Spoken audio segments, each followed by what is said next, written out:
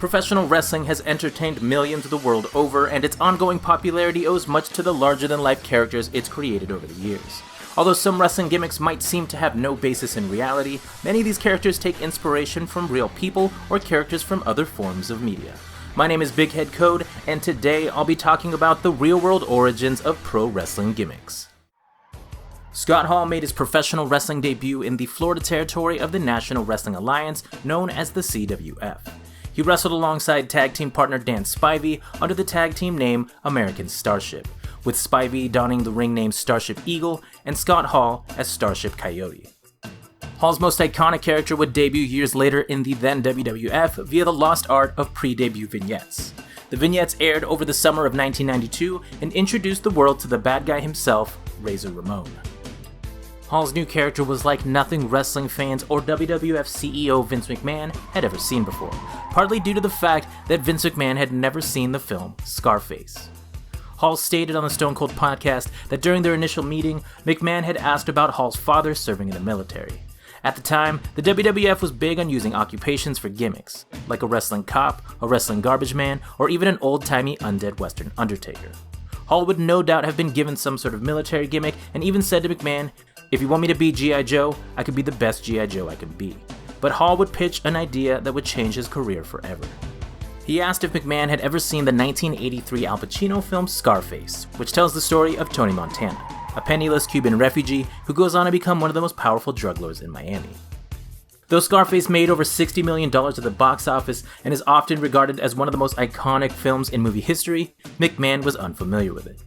Hall began imitating the film's main character, Tony Montana, saying to McMahon, "Say hello to the bad guy," a combination of the lines "say hello to my little friend" and "say goodnight to the bad guy," both iconic lines from the film. Hall pitched the character as a Cuban immigrant hungry to make a name for himself in professional wrestling. McMahon and his close associate Pat Patterson, who was also unaware of the film, thought Hall was a genius, and asked what the character's name would be. Hall had been leaning towards the name Shrug Shadow, which surprisingly isn't as bad as some of the modern names the company has come up with. But thankfully they settled on the name Razor. McMahon pointed out that there was already a famous boxer named Razor Ruddock, so the character needed a last name. While in the locker room later that day, Hall asked fellow wrestler Tito Santana for a last name that started with the letter R, and without hesitation, Santana said Ramon. Hall immediately returned to McMahon and said Razor Ramon, and they were off to the races. McMahon was so into the gimmick he left their televised show in Ottawa, Canada, to fly with Hall to South Beach, Florida, where with the help of a guerrilla-style film crew, they filmed his vignettes. His vignettes borrowed heavily from scenes taken directly from Scarface, most notably driving through South Beach in a convertible lined with animal print interior, or in Razor's case, the animal print blanket your parents gave you when you moved into your first apartment. Much of Ramon's in-ring moveset and mannerisms were taken directly from Hall's most recent run in WCW as the Diamond Stud, a vain and cocky character who would invite female audience members into the ring, similar to Rick Rude. The Diamond Stud saw Hall sporting black slick-backed hair, as well as his iconic toothpick he would throw at opponents and cameramen alike.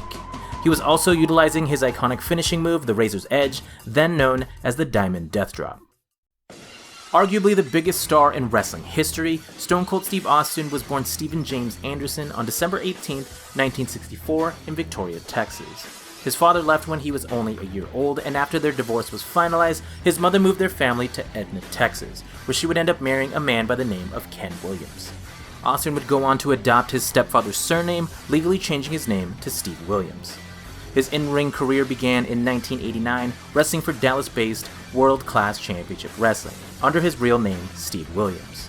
When the WCCW and Jerry Jarrett's CWA merged in 1990, Booker Dutch Mantell suggested Williams change his ring name to avoid confusion with established wrestler Dr. Death Steve Williams. Austin was set to debut that evening, and with 10 minutes before he was to head to the ring, he had yet to come up with a name. In a spur-of-the-moment decision, Mantell said, "Tonight, he's Steve effing Austin." Austin immediately refused the name, pointing out its similarity to the main character of the television show, The $6 Million Man. But he was unable to come up with a replacement, and he was from then on known as Steve Austin. Mantell stated in an interview with Dr. Tom Pritchard that the name was actually influenced by 1960s pro wrestler Killer Buddy Austin. Austin would find success in the early 90s, wrestling for WCW under the moniker Stunning Steve Austin, but his career-defining character was yet to come. After signing with the WWF in late 1995, Austin made his debut as the Ringmaster, accompanied by the $1 Million Man, Ted DiBiase. The Ringmaster was a man of few words who was extremely technical in the ring. This was a far cry from his most recent character in ECW, which saw Austin find success off the strength of his promos alone.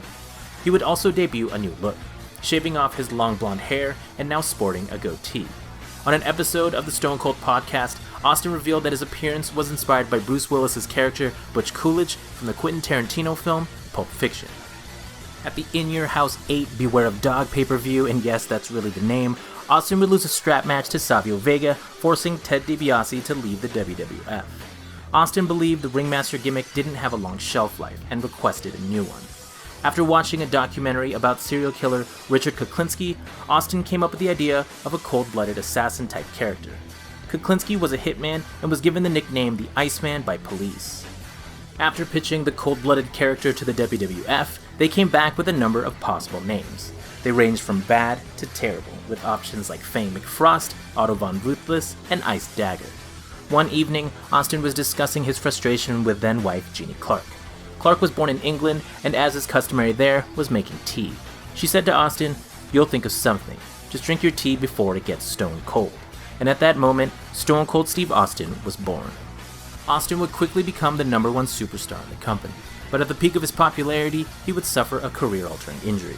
During the 1997 SummerSlam pay-per-view, Austin was on the receiving end of a botched piledriver that severely injured his spine. He experienced temporary paralysis, but miraculously was able to finish the match.